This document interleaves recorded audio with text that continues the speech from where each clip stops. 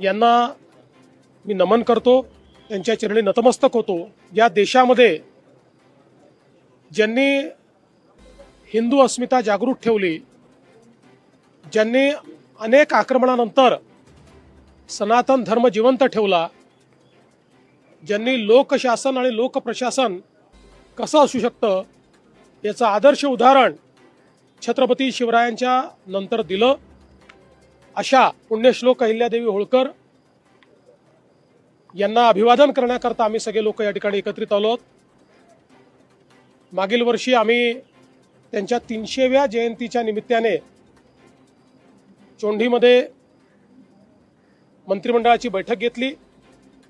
महाराष्ट्रातले जेवढी शक्तीस्थळ आहेत त्यांचं पुनर्निर्माण करण्याचा निर्धार आम्ही केला आणि मला सांगताना आनंद वाटतो की जे निर्णय इथे घेतले ती सर्व कामं आम्ही सुरू केलेली आहेत आणि इथलाही विकास आराखडा हा मंजूर झालेला आहे।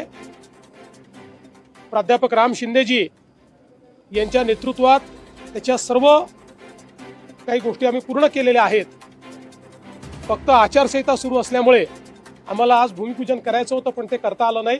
आचारसंहिता संपल्यानंतर आम्ही भूमिपूजन करू। पण मला असं वाटतं की खऱ्या अर्थानं ज्यांनी राज्य कसं केलं पाहिजे याचा आदर्श आपल्यासमोर ठेवला त्या पुण्यश्लोक अहिल्यादेवींना मी नमन करतो। जरांगे पाटील यांनी रात्री उपोषण मागे घेतलेलं आहे, कुठली आश्वासनं त्यांना आपल्याकडून दिली गेली आहेत? जी आश्वासनं दिली ती तुमच्या समोर आहेत, कुठेही मागे आश्वासन दिलं नाही।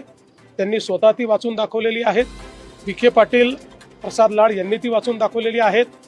त्यामुळे सातत्याने मराठा समाजाला न्याय देण्याची भूमिकाच ही आमच्या शासनाची राहिलेली आहे, त्यानुसारच कारवाई केलेली आहे। कुठेतरी ऑडिट होणं गरजेचं असल्याचं आमच्या रोहित पवार यांनी म्हटलं। असं आहे की कशाचं ऑडिट केलं पाहिजे याचं खरं म्हणजे भान ठेवलं पाहिजे आणि इतक्या महत्त्वाच्या पर्वाला अशा पद्धतीनं राजकीय रूप देणं, राजकारण कुठे करायचं आणि कुठे करू नये याचं भान असावं एवढाच माझा सल्ला आहे।